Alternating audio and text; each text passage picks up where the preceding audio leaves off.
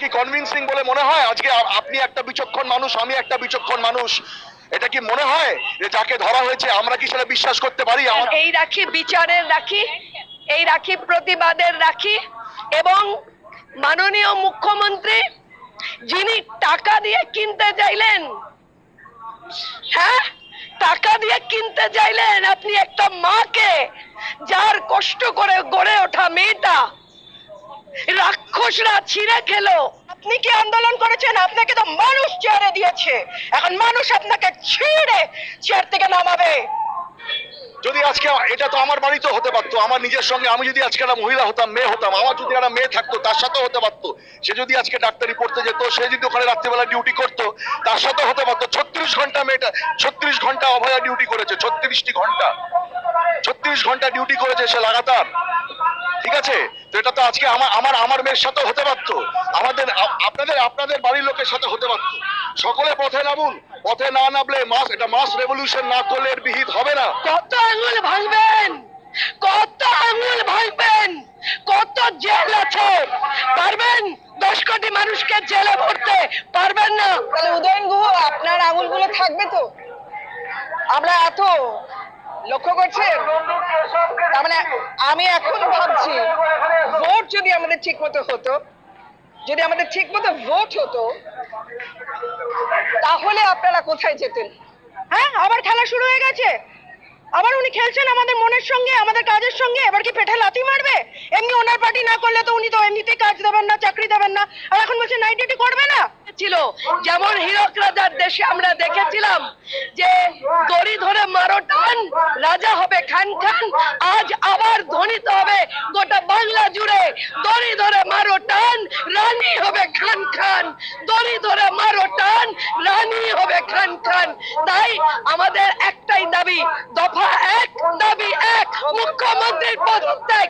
দফা 1 দাবি 1 মুখ্যমন্ত্রীর পদত্যাগ। টাকা দিয়ে জীবন কেনা যায় না, ঠিক আছে? টাকা আজকে দিতে হবে, কারণ টাকাটা না দিলে তাদের চলবে কি করে? তাদের তো আর কেউ নেই, তারা তো অসহায় হয়ে পড়েছেন। হ্যাঁ, নিশ্চয়ই আমি সমর্থন করছি সেটা। বিচার আগে চাই, টাকা পরে, আগে বিচার চাই, আগে বিচার চাই। আগে তো উনি আরো কম ছিল ওনার রেট, এখন রেটটা দর্শকরা বোঝা যাচ্ছে না। 150 গ্রাম সিমেন্টস তো, তার মানে 8-10 জন নিশ্চয়ই গণধর্ষণের জন্য উনি নতুন রেট ধার্য করেছেন, 10 লক্ষ। যার শরীরে 100টা আঘাত, যে মেয়েটি প্রতি মুহূর্তে চেষ্টা করেছিল আরজি করের এই ভয়ঙ্কর র্যাকেট ভাঙবার, তার শাস্তি দিলেন মাননীয়া। আপনি বাঁচাতে চাইলেন সন্দীপ ঘোষকে, আপনি বাঁচাতে চাইলেন সুশান্ত রায়কে, আপনি বাঁচাতে চাইলেন অভিজ্ঞদের। এটা থামতে, এই আন্দোলন থামবে না। আপনারা দেখছেন না যে আজকে সকালে ডাক্তাররাও বেরিয়েছে? আপনারা দেখছেন তো, ইস্ট বেঙ্গল মোহনবাগান মোহামেডান এই প্রথমবার ইতিহাসের পাতায় এটা স্বর্ণাক্ষরে লেখা থাকবে। এই প্রথমবার ইস্ট বেঙ্গল মোহনবাগান মোহামেডান বেরিয়েছে রাস্তায়। তারা কি এমনি বেরিয়েছে? মানুষ কি এমনি এই আন্দোলনটা করছে? প্রতিবাদ চলতে থাকবে আমাদের, যতক্ষণ না পর্যন্ত আমরা সম্পূর্ণ বিচার না পাবো। আমাদের সম্পূর্ণ বিচার চাই। উই নিড ফুল ট্রুথ, কোনো হাফ ট্রুথ নয়, সম্পূর্ণ বিচার চাই আমাদের। সবার আগে মনে রাখতে হবে, আমরা আগে কোনো রাজনৈতিক ব্যক্তিত্ব হওয়ার আগে, বা কোনো শিল্পী হওয়ার আগে, বা কোনো নাট্যকর্মী হওয়ার আগে, কোনো গায়ক হওয়ার আগে, কোনো খেলোয়াড় হওয়ার আগে, কোনো ব্যাংকের ম্যানেজার হওয়ার আগে আমরা আগে মানুষ। এই ঘটনাটা যেটা ঘটেছে, এটা একটা হিনিয়াস ক্রাইম থেকেও হিনিয়াস ক্রাইম বলাটা অনেক, heinous crime is also very understatement. এটাকে ভাষায় প্রকাশ করে বলা যাবে না কি ঘটনা ঘটেছে। আমরা সকলে খুব ক্ষেপে আছি, তীব্র প্রতিবাদ করছি এই কথার। আমরা এই সমস্ত কথাগুলো তীব্র প্রতিবাদ করছি, তাই আমরা সকলে এখানে জমায়েত হয়েছি। আমরা গতকালও আন্দোলন করেছি, গত পরশু আন্দোলন করেছি, আমরা রোজ মাঠে নামছি, কারণ বিষয়টা এখন আমাদের ব্যক্তি স্বাধীনতা, আমাদের সিকিউরিটির উপরে প্রশ্ন উঠেছে। আমাদের মা, আমাদের মেয়েরা, আমাদের বাচ্চাদের উপরে প্রশ্ন উঠেছে, আমাদের পরবর্তী জেনারেশনের উপরে প্রশ্ন উঠেছে, তাদের সিকিউরিটি নিয়ে প্রশ্ন উঠছে। এইটা হতে দেওয়া যাবে না, এটা কোনো মতেই হতে দেওয়া যাবে না। দেওয়ালে আমাদের পিঠ থেকে গিয়েছে। আমরা আমাদের আন্দোলন যতক্ষণ না পর্যন্ত এটার সম্পূর্ণ বিচার হবে, ততক্ষণ না পর্যন্ত আমরা থামবো না। ফুল জাস্টিস, ফুল ট্রুথ চাই, কোনো হাফ ট্রুথ চলবে না। অশ্বত্থামা হত ইতি গজ নয়, একদম সঠিক সত্য, যেটা যে বা যারা এর পেছনে জড়িয়ে আছে তাদের সম্পূর্ণ বিচার আমরা চাইছি। মানুষ সবাই রাস্তা নেমে পড়েছে, এই আন্দোলন ততক্ষণ চলবে যতক্ষণের বিহিত না হচ্ছে। আমার একটাই কথা, আজকে একটা সরকারি হাসপাতাল, যে হাসপাতাল সরকারের প্রেমাইসেস, সেখানে যদি এরকম একটা হিনিয়াস ক্রাইম হয়, হিনিয়াস ক্রাইমটা খুব ছোট একটা শব্দ এটাকে ডেসক্রাইব করার, এরকম হয়তো আরো অনেকগুলো ক্রাইম হয়েছে, আমরা জানতে পর্যন্ত পাচ্ছি না কোথায় কি হয়েছে। একটা এইটা আমাদের গোচরে এসছে, এইটা আমাদের গোচরে এসছে। Thank you to the doctors, যারা আজকে অন্যান্য কলেজের স্টুডেন্টস গুলো, বাচ্চারা, আমি এর মধ্যে লাস্ট 2-3 দিন ধরে আর্জি করে আমি আন্দোলন করেছি। আমি ওখানে সমস্ত জুনিয়র ডাক্তারদের সাথে কথা বলেছি, ওখানকার সমস্ত যারা আন্দোলনকারী তাদের সাথে আমি পোস্টার লিখেছি, তাদের সাথে আমি একত্র হয়ে আমরা সকলে মিলে লড়ছি। আমার একটাই বক্তব্য, অন্যায় প্রশ্রয় দেওয়া চলবে না। আমরা রাস্তায় নেমেছি, এর বিহিত আমরা চাই। আজকে যদি এটা চলতে থাকে তাহলে মনুষ্যত্বের উপরে মানুষের বিশ্বাস চলে যাবে, মানুষের কর্মক্ষমতা চলে যাবে। এই অন্যায় চলতে থাকলে পৃথিবী ধ্বংস হয়ে যাবে, সব শেষ হয়ে যাবে। আজকে সময় এসেছে মানুষের জাগরণের। আজকে আমি আপনাদের সবার কাছে আবেদন করছি, যত বেশি আমাদেরকে চেপে দেওয়ার চেষ্টা হবে তত আন্দোলন বাড়বে, যত চাপবার চেষ্টা হবে, যত চোখ রাঙাবে তত আন্দোলন বাড়বে।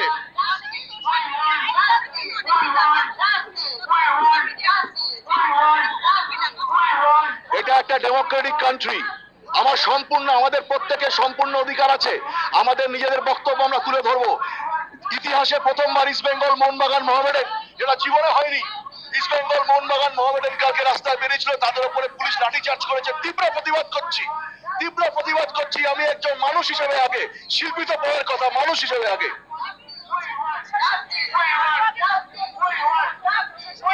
এই প্রশ্নের উত্তরগুলো খোঁজার জন্যই আজকে আবার আমরা এখানে এসেছি। আমি তো বলছি এই প্রশ্নের উত্তরগুলো আমরা সকলে খুঁজে বেড়াচ্ছি। আমি এখনো পর্যন্ত আপনাদের একটা কথা বলি, প্রশাসনের ওপরে আইন ব্যবস্থার ওপরে আমাদের প্রত্যেকের এখনো সেই অটুট বিশ্বাস আছে। কারণ আমরা এটাই জেনে এসেছি যে আমাদের যদি আজ কিছু হয় কার কাছে যাব, কাকে বলবো? আমরা কমপ্লিট জাস্টিস চাই, কোনো হাফ ট্রুথ নয়। আমি এখনো বিশ্বাস করি ভারতবর্ষের আইন আমাদের সঙ্গে আছে। আমি জানি যে আইন আমাদের কখনো আমাদের ডিসকারেজ করবে না। আমরা ন্যায়ের পথে আছি, আমরা আইন সম্মত সমস্ত আন্দোলন করছি, কোনো কিছু আইনের বাইরে নয়। আমরা আইন সম্মত সম্পূর্ণ সমস্ত তথ্য, সমস্ত যেটা হয়েছে অ্যাকচুয়াল ঘটনা আমরা জানতে চাই, এবং সেই ঘটনাতে যারা অভিযুক্ত আছে সে প্রত্যেকটা যারা ক্রাইম করেছে তাদের যথাযথ শাস্তি, সব থেকে কঠিন থেকে কঠিনতম শাস্তি দেওয়া দরকার, যেটা নিদর্শন হয়ে থাকবে, যাতে ভবিষ্যতে কেউ কারোর মাথায় এই মিয়ার থটটা না আসে যেরকম একটা ক্রাইম করব, এই মিয়ার থটটা যেন কারোর মাথায় না আসে। দেখুন একটা কথা বলি, টাকাটা যে পরিবার চলে গিয়েছে, আমি এখানে একটা কথা বলছি, যে পরিবার চলে গিয়েছে তাদের তো আর কোনো ফিনান্সিয়াল বেনিফিট নেই, সেই টাকাটা তাদের এমনিতেও প্রয়োজন, কিন্তু টাকা দিয়ে কখনো তার জীবনটা ফেরত নেওয়া সম্ভব না। আমরা দেখছি চারিদিকে মানুষের যে গণজাগরণ, সাধারণ মানুষের এই লড়াইকে নমস্কার, নতমস্তকে প্রণাম জানাই। আমরা যদি বাঙালি জাত যদি এ আগুনেও না জ্বলে উঠি, তাহলে কোন মা বাবা কষ্ট করে তার সন্তানকে বড় করবে না।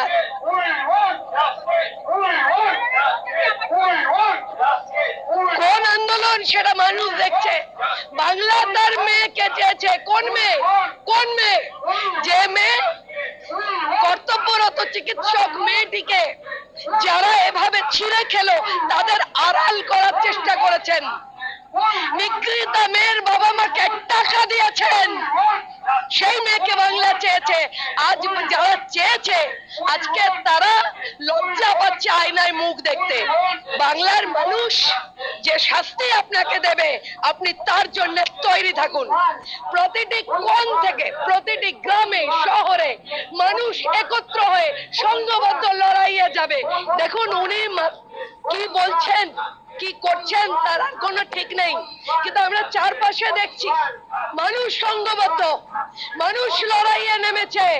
আর এই লড়াই, মানুষ যে লড়াইয়ে নেমেছে, এই লড়াইয়ের একটাই লক্ষ্য, এই দুর্নীতি পরায়ণ নেত্রীর পদত্যাগ, এই দুর্বৃত্ত সরকারের পদত্যাগ, এছাড়া আর কোনো লক্ষ্য নেই, আর কোনো দাবি নেই। লুচিয়ে পদত্যাগ করলে উদয়ন গুহ বলছে আঙুল ভেঙে দেবো। কত আঙুল ভাঙবেন, কত আঙুল ভাঙবেন, কত জেল আছে, পারবেন 10 কোটি মানুষকে জেলে ভরতে? পারবেন না। প্রতিটা মায়ের বুকে আগুন উঠে গেছে, প্রতিটা মায়ের চোখে আগুন, কটা মাকে ভরবেন জেলে? আপনারাও জেল বানান, আমরাও দেখবো কটা মাকে জেলে ভরতে পারেন আপনারা।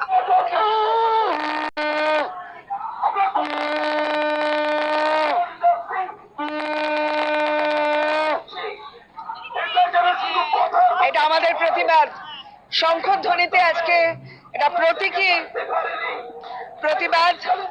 অভয়া আত্মা এই শঙ্খের মধ্যে আছে, সে শুনছে যে আমরা শঙ্খধ্বনি করছি। শঙ্খধ্বনি সমস্ত অশুভ সরিয়ে চতুর্দিকে একটা শুভ পরিবেশ সৃষ্টি করে, তাই এই শঙ্খধ্বনি। 10 লক্ষ